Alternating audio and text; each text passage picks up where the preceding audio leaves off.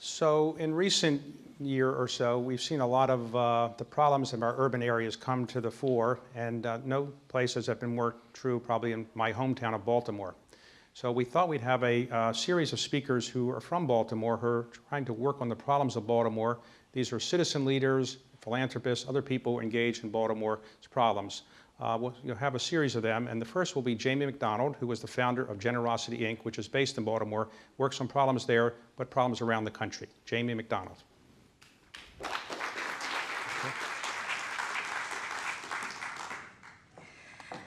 So great to be here, and this might actually be on my bucket list.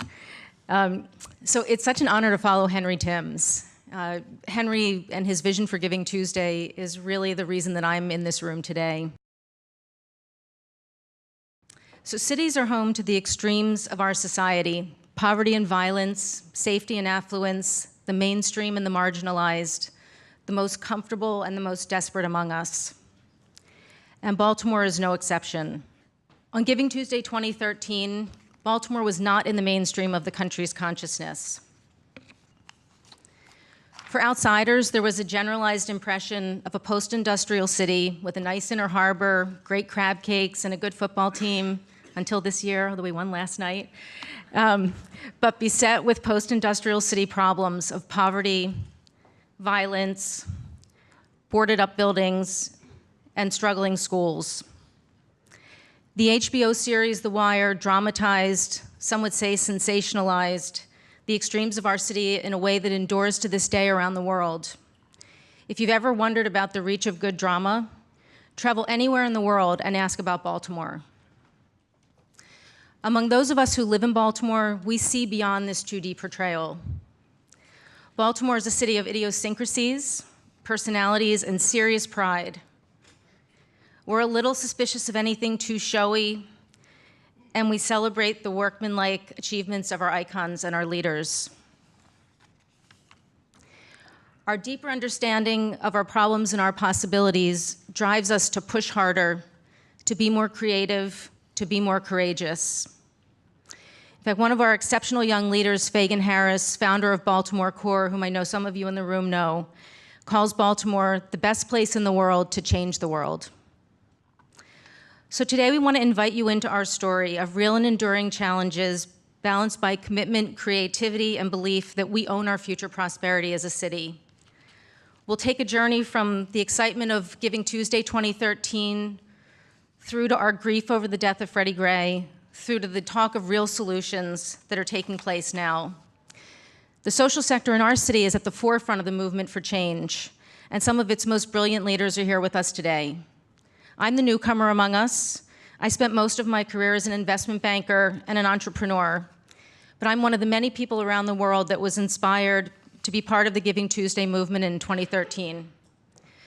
We launched Be More Gives More, a campaign to raise $5 million and to be the most generous city in America. I teamed up with a group of fellow citizens because we felt the power of Giving Tuesday to coalesce our community around something bigger than raising money for individual nonprofits.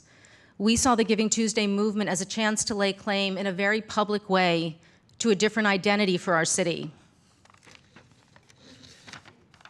From our launch at a food truck rally in late September through Giving Tuesday on December 3rd, 2013, we engaged thousands of citizens and hundreds of nonprofits, local merchants, and philanthropic leaders in a coalition that surpassed our goal in inspiring $5.7 million of generosity. We were the most generous city in America on Giving Tuesday 2013. Now, there are lots of city giving days formed by community foundations and other institutions that are larger than we were, but our campaign is still spoken about today because it was a group of citizen leaders who came together to do something big for a city they loved on a day that had captured the country's imagination. An exceptional generosity has a long history in our city. Baltimore has been labeled by some scholars as the birthplace of modern philanthropy. 19th century Baltimoreans served as models for others throughout the country. Individuals such as Johns Hopkins, George Garrett, Mary Elizabeth Garrett, and Enoch Pratt gave freely of their personal wealth to found schools, hospitals, libraries, and support the general public good, in most cases irrespective of class or color. Today, from dire need comes determined action. And in the modern era, we're still pushing past boundaries with some of the most pioneering leaders in the country dedicated to long-term social change. They recognize that the future of Baltimore and much of urban America depends on the clear-eyed recognition of our problems and a commitment to innovation and long-term investment grounded in data. We're rich with foundations that invest in nonprofits and social enterprises with an eye toward trailblazing solutions. Foundations like Annie Casey, Able, Open Society, Weinberg, and many others. And above all, they appreciate the role of leaders that are motivated by the challenge of scaling the high peaks, up where the air is thin and few others dare to climb. And every person sharing this Baltimore story with me today is on that climb. No one exemplifies this drive more than Sarah Heminger, founder of Thread. Sarah is an Ashoka Echoing Green and OSI Fellow. She's a neuroscientist and someone who believes in the power of bringing people together to end the cycle of poverty, drug abuse, and ineffectual education by redefining how we conceive of the word family.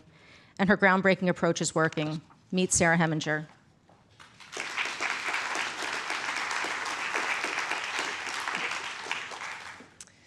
Most people assume that ninth grade students who have failed multiple grades, have a GPA as low as 0, are living in concentrated poverty, beset with violence and drugs, are a lost cause. That if you haven't reached a child by the age of 5, it's too late. As a neuroscientist, I know that that is simply not true, and after a decade of working in this field, I have proof, and I can show you how to do it. Thread's innovative approach is groundbreaking. We enroll ninth grade students who rank academically in the bottom quarter of their class. Our most recent cohort at Douglas High School, the school at the epicenter of the unrest in Baltimore in April, had an average GPA of 0.15. No, not 1.5, 0.15 on a 4.0 scale. They were mostly truant, and they knew what it meant to live in the bottom of almost every statistical scale, from income, access to resources, and educational opportunity. But students remain in Thread for 10 years. Yes, longer than most marriages. Once they're in, they simply can't get out. We are a strange mix between a gang and a sorority. So first I'm going to tell you about a student who most would consider a lost cause, but I know you hear lots of stories. So then I'm going to tell you how this story has been consistently replicated 200 times and can be replicated thousands more and lead to a dramatic step change in Baltimore's high school graduation rate. And by extension, we believe can fundamentally crack the code on the high school dropout dilemma in this country, and in turn, the vicious cycle of poverty. Maurice, a student from West Baltimore, describes the neighborhood he grew up in like being in a war zone. His mother, a heroin addict, abandoned him on a street corner at the age of 13, and to survive, he fell into life on the streets. Maurice joined Thread 11 years ago, failing and on the verge of dropping out. Faced with what seemed like insurmountable challenges, we started with the basics. Rides to school, packed lunch, doing laundry, a camping trip in the middle of January with 8 inches of snow, where my biggest challenge was convincing him to leave his gun at home. He was resistant, not trusting at first, but I knew the moment that we had turned the corner. He called me one night from inside a dumpster, running from the police, looking for help. Well, it took a lot of hard work, and it did not happen overnight, and it was messy in the process, but he eventually graduated from high school, got a job at Under Armour, and will finish college this spring. But that's not the end of the story. The most important thing is that he's emerging as a leader in our community. A while back, he met a younger student, Malcolm, at a Thread camping trip. Last year, Malcolm ended up homeless and dealing drugs. Stories sound familiar. When Maurice and his fiancée learned of Malcolm's situation, they opened up their home to provide one for him. They started making his lunches, bringing him to school, doing his laundry, showing him that there was a way off the streets. On April 27th, while other Douglas High School students were facing off with police, Malcolm was in the car with Maurice, being driven out of harm's way. But it was importantly Maurice who actually then mobilized all of the Thread staff and volunteers to ensure that the safety of both our students mentally and physically was accomplished. Maurice and Malcolm are not one-off stories. That is what we do at Thread every day. We did it before April, and we do it now. You may be curious how. Each Thread student is given an extended family of up to 5 volunteers who do whatever it takes, from rides to school, renovating their houses, ice cream on the weekends. If you would do it for your own child, we do it for ours. Thread's customized support from these Thread families is complemented by Thread resource teams that provide everything from tutoring, community service and employment opportunities, to legal, health, and housing services. The sophistication of our unique volunteer structure allows us to make an enduring 10-year commitment to never giving up on a single student. As our results, our students have consistently defied the odds. 100% have been retained to Thread, and 100% have graduated from high school within 5 years of joining. And for those who have been in Thread for over a decade, 80% have a 4 or 2-year college degree or certificate. We have methodically grown into a community of over 200 students and alumni, 800 volunteers, and are continuing to grow. A gang or sorority, however you want to look at it, we're a community of individuals bound by deep relationships that have led to sustained action and transformed lives and our community. So what's next? This past year, Thread laid out a path to eventually engage 3,000 Baltimore students, 5% of every freshman class. Reaching this scale while maintaining the same exemplary outcomes would be revolutionary for Baltimore. We believe it also holds the potential to transform our nation. As we work to change the odds for all students, Thread is fortunate to collaborate with innovative leaders like Joe Jones, founder and CEO of the Center for Urban Families. Joe is a White House champion of change, CNN hero, and serves on President Obama's task force on fatherhood and healthy families. Meet Joe Jones.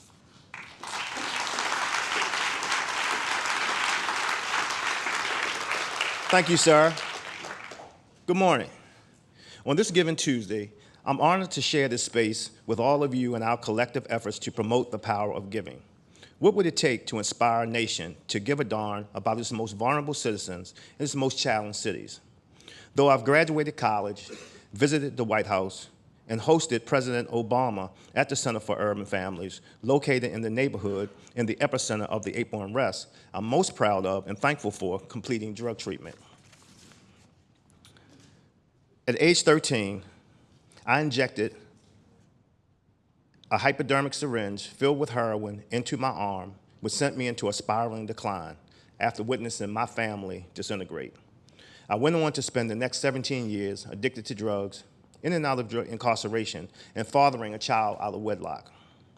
Blessed by the God of my understanding, access to long-term residential drug treatment, and the unwavering support of family, I turned poor choices and personal misery into redemption and a commitment to help build a better Baltimore. It is this experience that inspired me to found the Center for Urban Families in 1999 with a mission to strengthen urban communities by helping fathers and families achieve stability and economic success. At CFUF, we provide a comprehensive and integrated set of supports to fathers, unemployed men and women, and couples with children in committed relationships. I'm convinced more than ever that a key to building a better Baltimore and other urban communities is strong families where fathers are present and involved in the lives of their children. Our public welfare system is so flawed that it fails to recognize fathers as assets to their families, even when a poor mom applies for welfare and indicates she and the child's father are romantically committed to each other.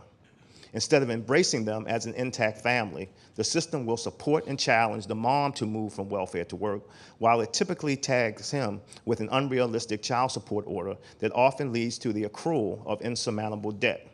To be clear, I'm talking about dead broke dads who on average earn less than $10,000 annually. A few years ago, I gave a policy talk on this issue at Johns Hopkins University. In attendance was one of our state legislators, Delegate Stanley Rosenberg, who questioned my indictment of the public welfare system. I'm pleased to let you know that Delegate Rosenberg, inspired by my indictment, introduced legislation, Maryland House Bill 333, Couples Advancing Together, that passed the legislature and was signed into law by then Governor O'Malley in 2013. This law requires the state to reform its practices to encourage increased participation of fathers at the beginning of the process for determining the eligibility of a family for welfare benefits. This is an example of how we give a darn and how we build strong families. Through the investment of philanthropic partners, CFUF has been able to advance our formula for empowering families. For example, Derek Liggins, a father of 3, was released from incarceration after serving 8 years in prison. With dim prospects for employment, Derek enrolled in CFUF's job training program. After graduating, we connected him with an employer partner where he was hired as a laborer, earning $12 an hour. After demonstrating exceptional value, his employer, Mechanical Engineering and Construction Corporation, paid for his 4-year apprenticeship in the building trades. Derek completed his apprenticeship, earning a journeyman's license. Now, Derek earns $30 an hour, is married with a blended family, and last year, he and his bride, Wanda, purchased their first home in Baltimore City. This is the epitome of family stability and economic success. Today, more than ever, there are children and families who need the support of an expanding village of caring philanthropists. There's the mom who is transitioning from welfare to work, who struggles to find affordable quality childcare. And there's a young dad who struggles to find meaningful employment, who could benefit from a donated suit so he can make the best first impression on a job interview. On April 27th, I walked across the street from my building through a throng of international media to attend the funeral of Freddie Gray at New Shiloh Baptist Church. As I stood before Freddie to pay my respects, I thought to myself how none of us knew his name while he was alive, but how influential he was becoming as he passed on. He left us at age 25, but the aftermath of his death has blown the cover off of neighborhoods in Baltimore where citizens have been excluded from the formal economy. Public housing is deplorable, and education outcomes well below acceptable standards, and questionable policing practices are under review by the Department of Justice. This scenario is playing itself out in other cities across the country. Philanthropic, business, faith, and community leaders are now working together more than ever to address the disparities that prevent American communities from reaching their full potential. My colleagues and I here with you today have created a web of collaboration that address the needs of children and families that support generations, both generations, not one or the other. There remain flawed policies, structural racism, and a belief gap that impede a community's ability to thrive. In 1997, I joined the board of the Open Society Institute Baltimore, and I'm proud to serve as its vice chairman. I do so because OSI tackles some of the most intractable issues that depress Baltimore's true potential. To elaborate on this amazing work, let's meet OSI's director, Diana Morris.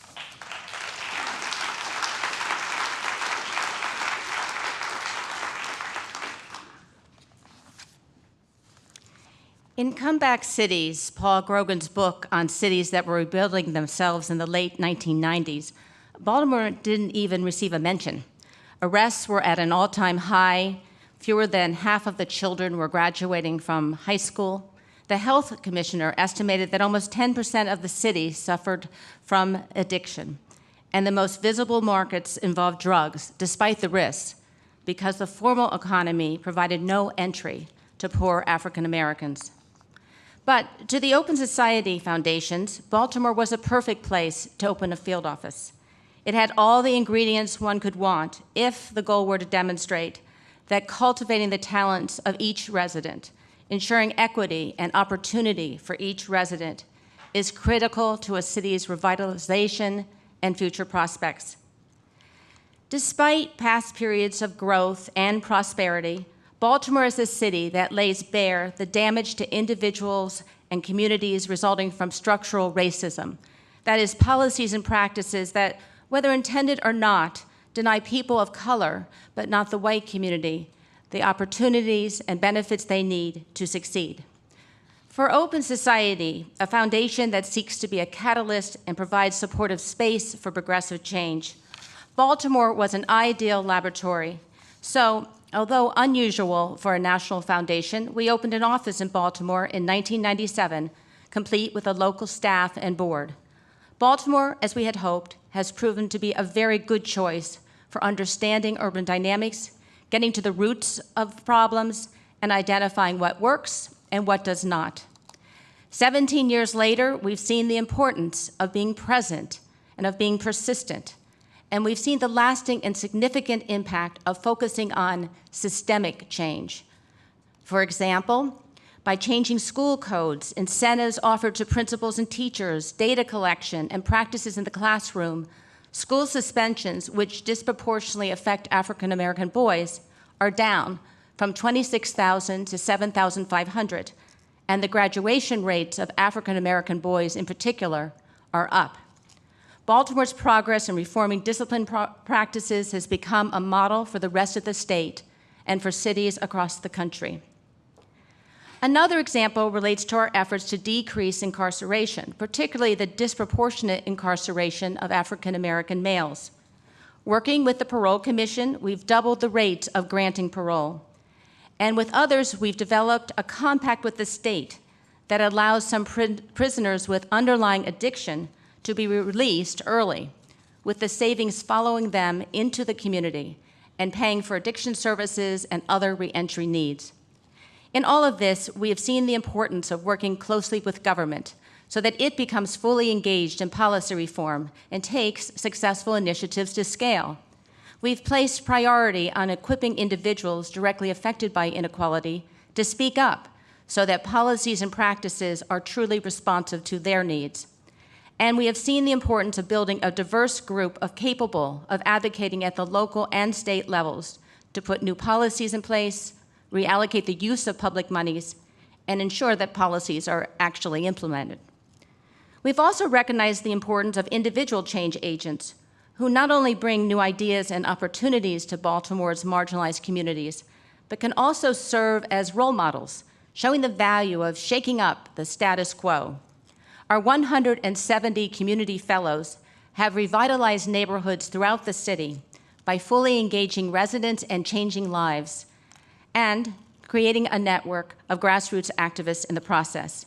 Whether combating food deserts with urban farms or addressing the underlying trauma of women leaving jail, these activists take risks, but they show the power of idealism put into practice. And their very existence and number have created a space for activism and for pursuing justice, all for the city's own good. Sarah, whom you've just heard from, is an excellent example. Some issues, of course, are quintessentially local, from education and juvenile justice to building brown-black alliances and understanding the real impact of federal policies. But our work in Baltimore can also inform national philanthropic programs. For example, Open Society's national program on school discipline reform. And our support for the dynamic group of leaders that have coalesced since the Baltimore uprising is deepening our understanding of the new kinds of leadership and organizing that young people across the country now champion. Many of these emerging leaders in Baltimore are graduates from the Baltimore Urban Debate League, which we established 17 years ago, showing the great return from investing in individuals, and also the time and persistence that mobilization and significant change require. I could say much more about the importance of philanthropic investment and systemic change at the local level, but I'll close by saying that the city's growing capacity, engagement, and openness to reform make me believe that Baltimore is not just a comeback city, but a city moving forward. And now, meet Carla Hayden, a past board member of the Open Society Institute in Baltimore, the CEO of the Enoch Pratt Free Library, and possibly the most innovative librarian in the country.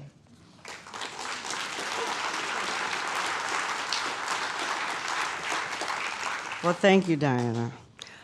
Let me ask you, please raise your hand if you visited a public library in the last week, in the last month, and how about last year? Oh, this is really better than I thought. Because for thousands and thousands of Baltimoreans, visiting the Enoch Pratt Free Library every day is not only part of their routine, but an absolute necessity. And every morning, a line forms to greet the staff at all 22 locations.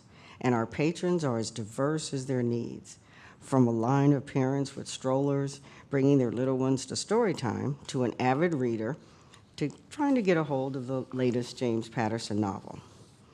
However, that's just a small part of the patrons waiting to come inside.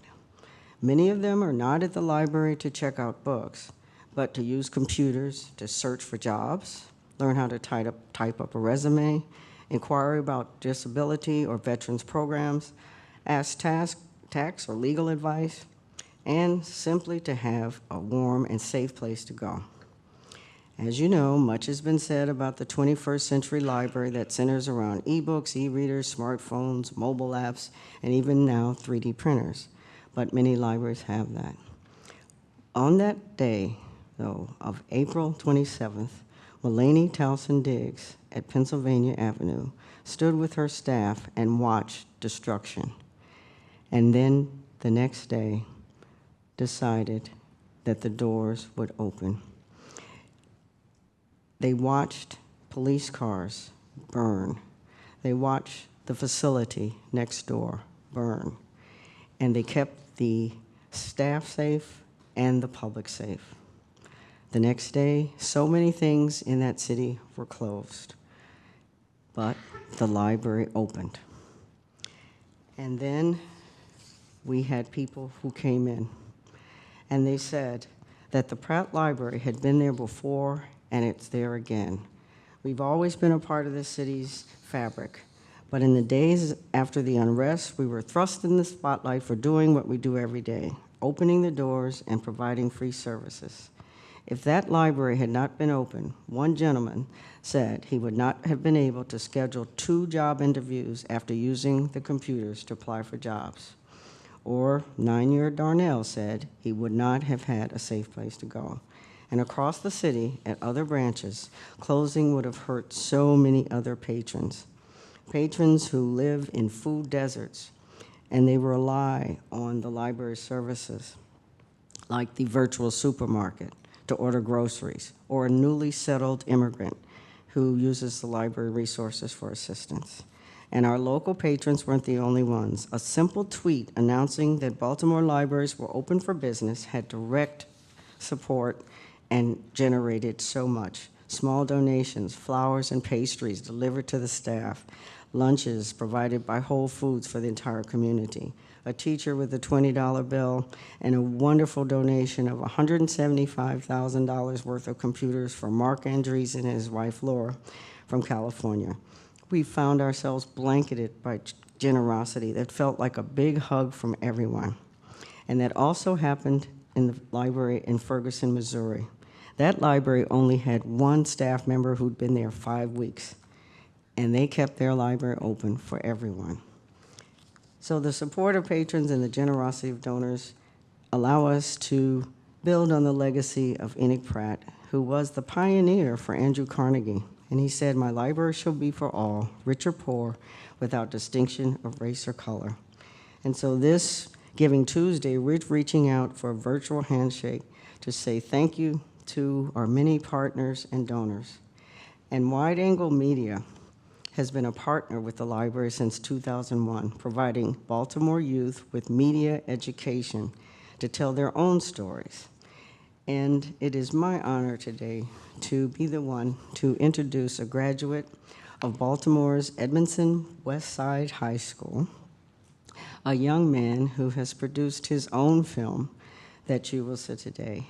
He's a college graduate who works with Wide Angle Youth Media as a youth producer, and he's here to share his story with you today. Please join me in welcoming Mr. Ricardo Amparo.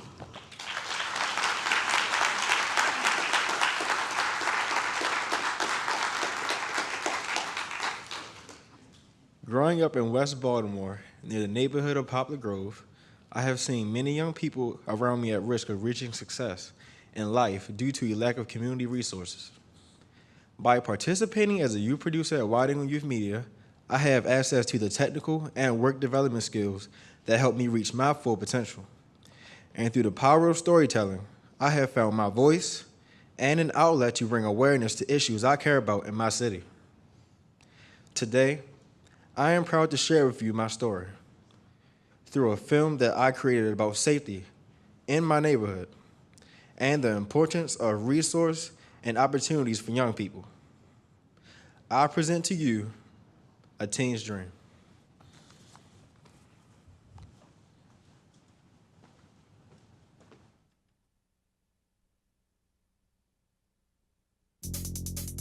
Walking through Baltimore, I have to keep my eyes open and ready for anything. Violence is all around me. When I'm traveling alone, I find myself looking over my shoulder or crossing the street to avoid people. As a young black man in Baltimore, I'm trying to be a positive person, but I often feel trapped in a negative environment. When I was younger, it seemed like we had more places to go. I used to go to our neighborhood rec center, but in 2012, the city closed many of our rec centers. Now, teens have nowhere to go when they're not in school and often get in trouble on the streets.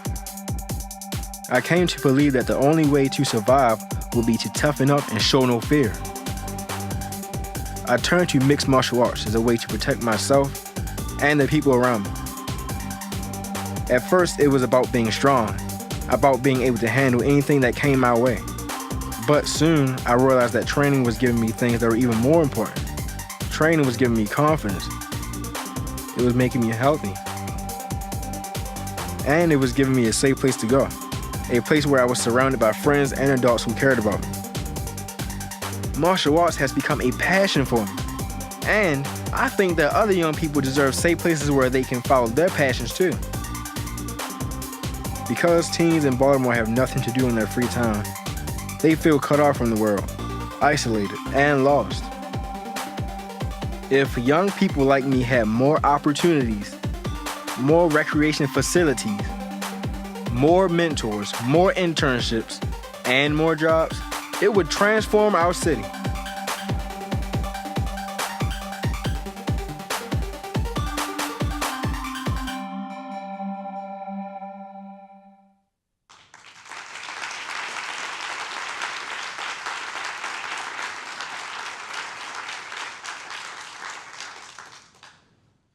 This film portrays my real-life experience and represents just one voice in the tens of thousands of youth like myself that want to thrive and succeed in my city.